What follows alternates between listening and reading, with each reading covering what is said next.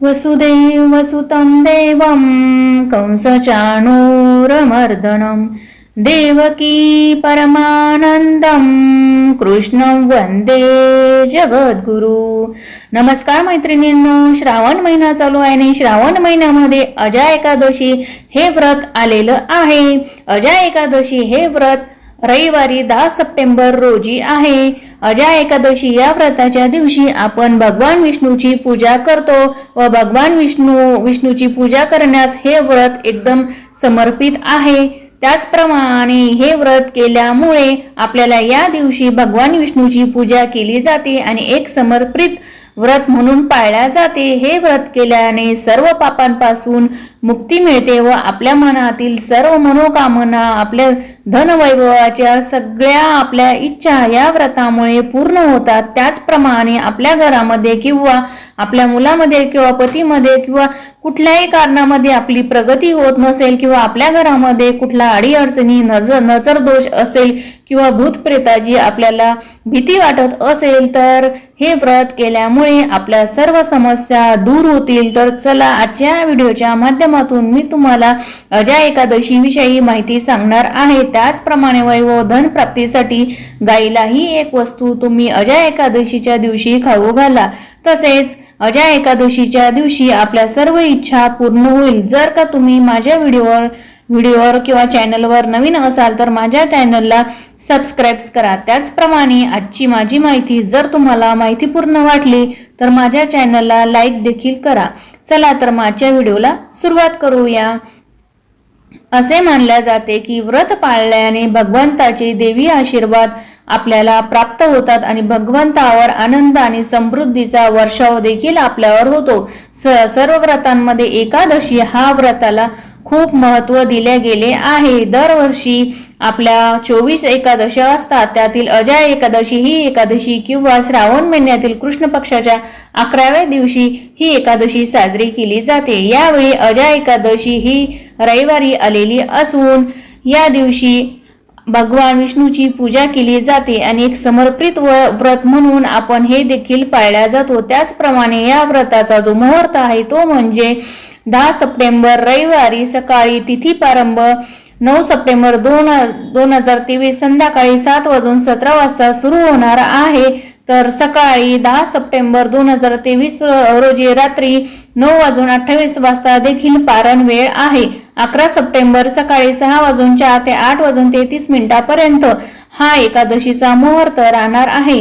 त्याचप्रमाणे हे दोन शुभयोग अजा एकादशीला देखील घडत आहेत। यंदा अजा एकादशीच्या दिवशी दोन शुभयोग घडून आलेले आहेत। पहिला रवी पुष्प योग आणि दुसरा सर्वार्थ सिद्धी योग देखील या दिवशी घडून आलेला आहे।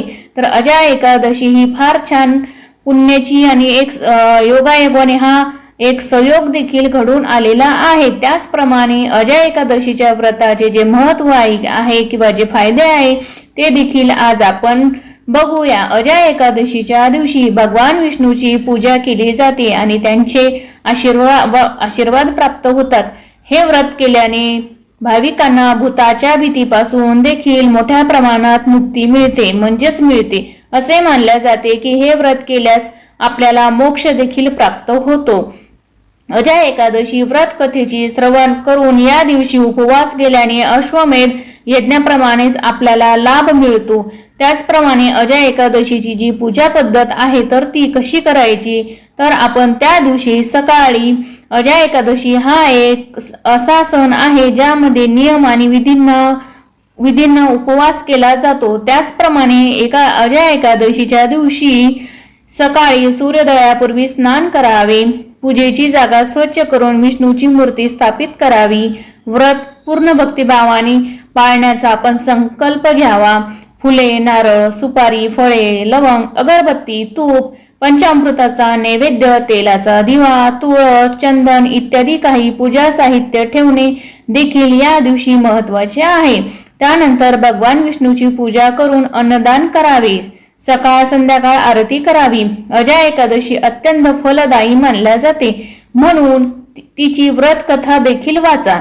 काही भक्त रात्रभर जागून भगवंताला समर्पित भक्तिगीते, भजन आणि कीर्तने देखील करतात. द्वादशीच्या दिवशी सकाळी गरीब आणि ब्राह्मणांना भोजन करून दक्षिणा देखील देतात.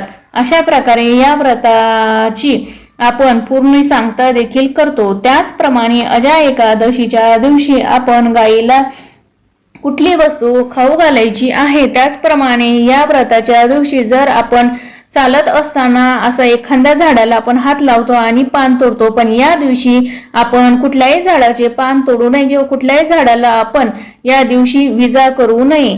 त्याचप्रमाणे या दिवशी आपल्याला हे व्रत असेल किंवा नसेल तरीही आपण या अजा एकादशीच्या दिवशी कुणाचीही निंदा करू नये किंवा निंदेकरी जर आपल्या घरी आला असेल तर त्या दिवशी त्याच्यासोबत आपण कुठलाही विषय काढू नये किंवा त्यालाही म्हणू नये का आपण तू असं बोलू नकोस, मला आज कुणाची निंदा करायची नाहीये, असं आपण अजा एकादशीच्या दिवशी ही देखील गोष्ट करायची नाही. त्याचप्रमाणे एकादशीच्या दिवशी आपण गाईला पोळी खाऊ घालू नये किंवा जर खाली गाय आली असेल तर आपण आपल्या मुलाला म्हणतो जा बाळा ही गाईला नैवेद्य देऊ नये, पोळीचा नैवेद्य देऊ नये. पण त्या अजा एकादशीच्या दिवशी किंवा कुठल्याही एकादशीच्या व्रताच्या दिवशी गाईला पोळी खाऊ घालू नका.